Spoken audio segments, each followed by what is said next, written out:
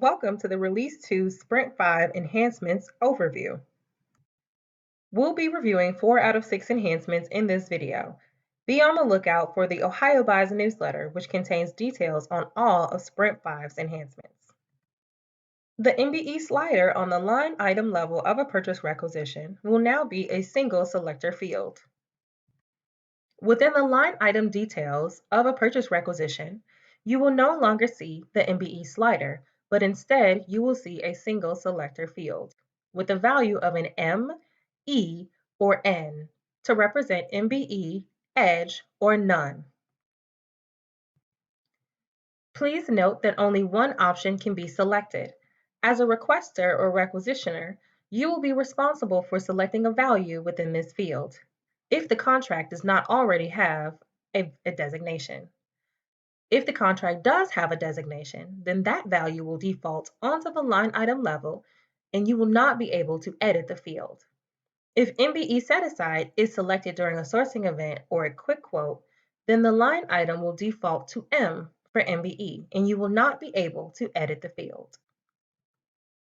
The Workflow Main Approval section on the requisition header has been relocated to the Workflow tab. On the Workflow tab of the requisition, right beneath the Approval History section, you will now find Workflow Main Approvals. Within this section, you will still be able to see the step within the workflow or rules engine, procurement, fiscal, or final, the names of the individuals that were sent the requisition for review and approval, the tier within that step. So for example, in the procurement step, you will see the first tier represented as 10, the second tier represented as 20, and so on and so forth. Within the Workflow Main Approval section, you will still be able to see the exact date and time that the requisition was approved, as well as the name of the person who provided that approval. For example, for this requisition, at the fiscal step, there are 2 tiers of approval, represented by a 10 and a 20. On the first tier, the requisition was sent to several people, including Paula Kimes. Ultimately, Paula was the one who reviewed the requisition and provided her approval on June 23rd, sometime around 3 p.m. When submitting a change order, the PO workflow will now check the OAKS dispatch status of the original order prior to validating the current change order. All of this happens on the Workflow tab of the purchase order, and it's occurring behind the scenes in this diamond here that's labeled Is Change Order. If the original order has a dispatch status of valid or V, then your current change order will route to change order encumbrance.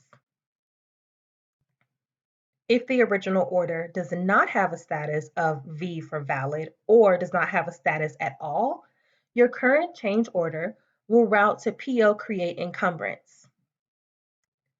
What does this mean for you? Before creating a change order, be cognizant of any integration errors that have occurred on your original order. The Ohio Buys login screen for suppliers will now have a new look. These changes are for suppliers only. When logging in, suppliers will now have a new look and feel for their Ohio Buys login page. They will still have access to the same links as well as information that was on the previous page. This new look and feel is more aligned with other pages that suppliers engage with, such as the eSupplier portal on the state's website. This concludes the Sprint 5 Enhancement Overview.